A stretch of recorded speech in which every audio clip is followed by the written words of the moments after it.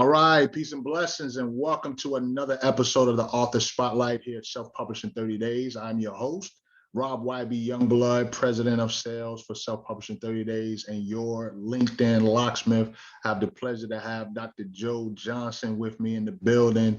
Dr. Joe and I had an opportunity to connect last year as speakers. We connected in Denver, Colorado, through a common coach of ours. Shout out to Coach Kendall Fickling.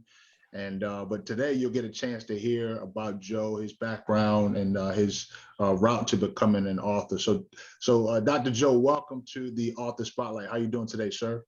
Man, I'm great, man. Appreciate you having me. Keep doing your thing. Yes, sir. Yes, sir. You know, the beautiful thing about this podcast, man, is that, we want to see people win. You don't want to see people shine, and you're not a stranger to winning or shining, but we just want to be able to add, we just want to be able to add some value to you, man. So tell us a little bit about yourself. Tell us where your hometown is, and give us a little backdrop of who you are. Yeah. So I'm Dr. Joe Johnson, international speaker, peak performance coach. I've had the luxury to speak at organizations like Toyota, FedEx, National Guard, places like UCLA, University of Michigan, and countless school districts, corporate companies, and organizations. And, I love what I do because everything that I do is grounded in identity, knowing who you are, purpose, why you're here, and also transitioning how to get from where you are to where you want to be. How did I get there? I'm originally from Milwaukee. Shout out to the NBA champions, the Milwaukee Bucks.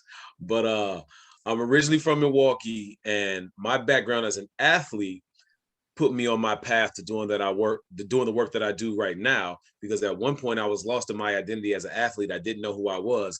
And now I'm doing what I do and helping others figure out who they are and align themselves with what they're supposed to do and who they're supposed to be so they can operate in their purpose. Yeah, I love that, man, because there's so many people who do get lost in their identity, whether they're in athletes or they're in their chosen profession and don't really see, themselves. They get lost in that. Talk a little bit about your experience as an athlete and how you, overcame that identity challenge.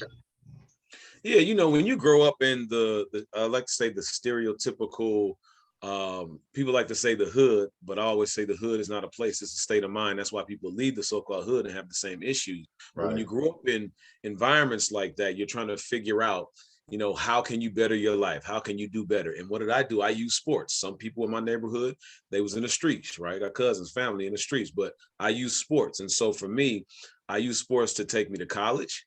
And then I had opportunities to work out for the NFL and played a little bit of arena ball, all kind of stuff. But what's most important is I took all of those transferable skills that I used as an athlete into the game of life. And now that I'm competitive, now that I'm always bettering myself, I'm practicing, right? I'm understanding the game. Now, when they are able to do that, and when I learned that, now I can win the game. And so for me, that's how athletics took me to the work that I'm doing now as a speaker, coach, and author. Yeah, that's a good segue to another set of questions that I have for you, Dr. Joe. So how did you get started in speaking? And then I want to make a segue right into, your role and route in becoming an author. So how'd you get started in speaking? I mean, was that something that was natural for you? Did you start out in like elementary, middle, or high school? Or were you influenced by someone to help you, take that next step into the profession of speaking? Yeah, man, to be totally honest, I've worked in K through 12, I've worked in higher education, and I worked in corporate America. And when I was in all of those jobs that I had, something in my soul kept saying, this ain't it. This ain't it, right? And I remember one experience I had walking into an auditorium. This was when I was in graduate school. And I walked in to see the speaker, and there was only 10 people in this big auditorium. So I was like, man, I'm about to get out of here. He must be terrible. So I was getting ready to leave, but something pulled me back in and said, just sit down and listen. And I'll never forget, this is Dr. Calvin Mackey. His brother played Papa Dot on 8 Mile. He's been on, he's an actor. Mackey, that's his last name. But anyways, I'll never forget, he said, nowadays we need to have the ability to learn, unlearn, and relearn. And I kept thinking to myself, man, I love what he's doing. And from that point on, I said, I want to do this. And I know I could do it because I was never afraid of any audience because of sports. But I started just speaking to kids in organizations, speaking on campus. And I spoke for free for 4 to 5 years. Then I got serious about it and it took off. I love it. I love it. Yeah, as a fellow speaker, man, we know how it is to get those reps in, man. And and at first, man, we just want to get the word out, man. We want to, be able to, be able to make that work. But then once we get that bug and we find out, oh, hold up, there's That's some money right. in that thing, you know what I'm saying? And it's not just being it's not just being a motivational speaker, right? Yep. Like give me your tagline once again. You talked about your type of speaking. Like, give me that tagline again when you start out. Yeah, I tell people I'm just an international speaker, peak performance coach. I don't say a motivational speaker because I always tell people for some that's listening, it may be motivational, maybe inspirational, maybe educational, but what's most important is that they hear me and they move to action. That's what I'm about. No, I love it. That peak performance coach is important because it's so Yeah. different. There's different types of coaches out there, but what you're promoting is not just operating in average or good or great. You talk about at peak performance. Talk a little bit about your journey as an author. Was that tell us what your book. You tell us about your book, and then tell us about your journey in becoming an author. Yeah, so one of my first books is Pursue Your Purpose, Not Your Dreams. And the reason that I wanted to write the book, number one, is I kept having these conversations with seasoned professionals, and some of them would say, man, I still can't believe that I'm here. I wish I would have done something else when I was younger. And then I remember working in K through 12, and I would hear students say, I don't know what I want to do. And then I also remember being in higher education, working with college students, and they're like, I'm about to get this degree, but I don't even want to do this. So I was like, there's a disconnect somewhere. So for me, I said, you know what?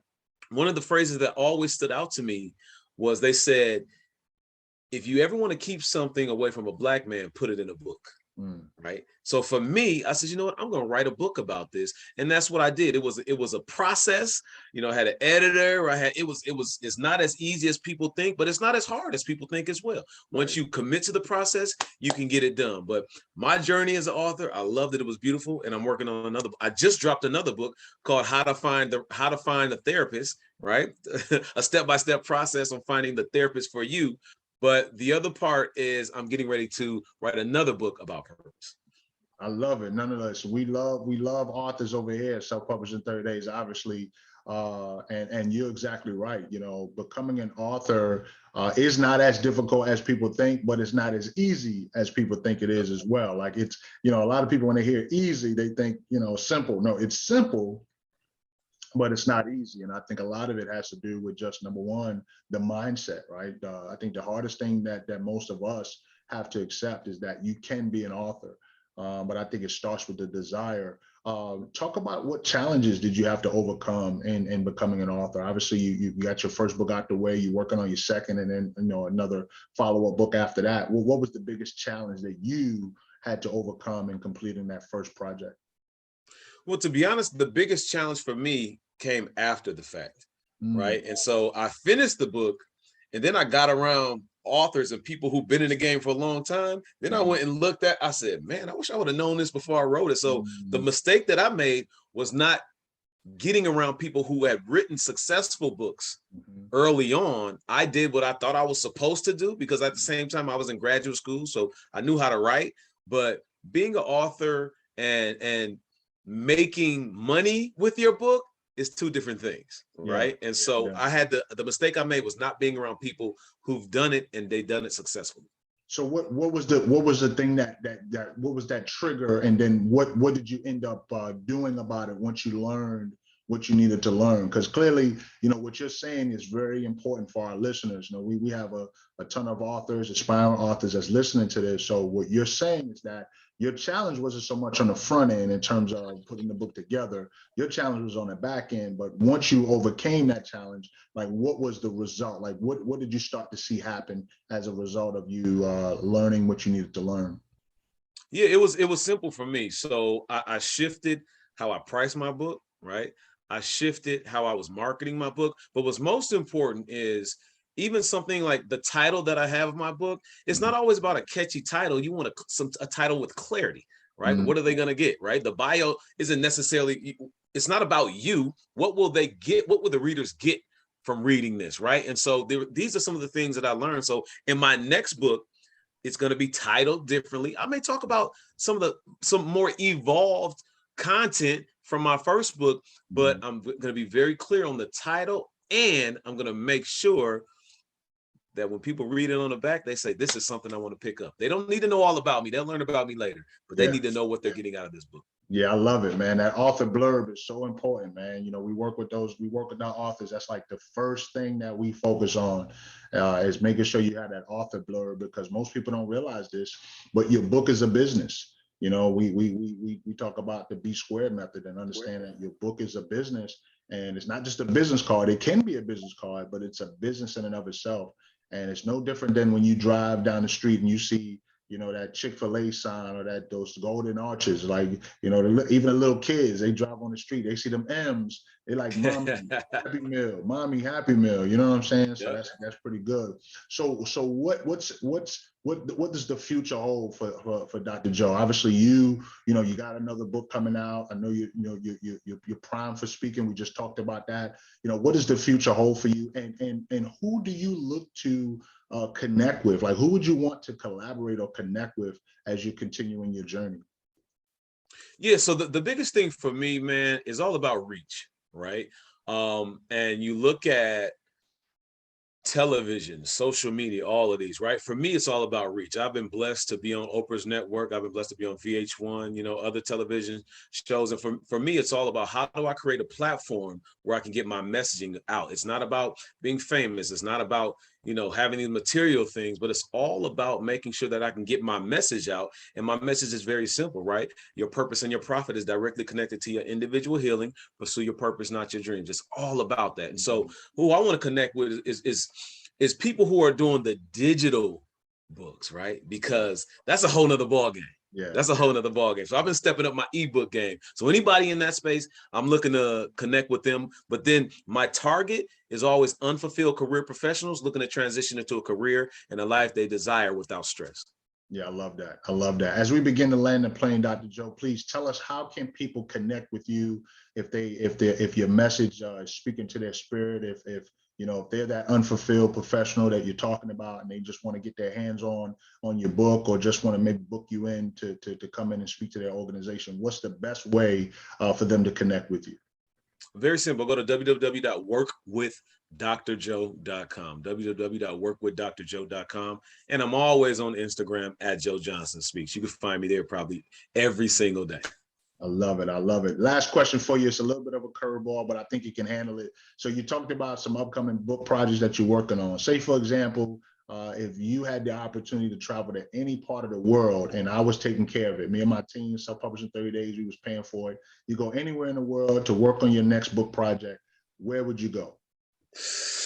I love that. I love Costa Rica. I love the Caribbean, but I haven't been to Africa yet. That'd be a place I would love to go. Any place in particular in Africa? Absolutely. Liberia. Liberia is very beautiful out there on the west. I love it. I love it. I had a brother tell me, man, just drop me anywhere in Africa, man. You know, anywhere I'm gonna be good. I said, you sure? He said, yeah, just drop me anywhere in Africa, man. But Dr. Joe, it was a pleasure being able to have you here on the Author Spotlight, man. We wish you much success. We look forward to serving as a greater resource for you. And for those of you who are watching and listening, make sure you contact Dr. Joe if you found value in his message. But I want you to remember, be encouraged, be blessed, but most of all, be faithful over the gift that you've been given. Why? Because your gift will make room for you. We'll see you on the next episode of the Author Spotlight. We'll talk soon. Peace.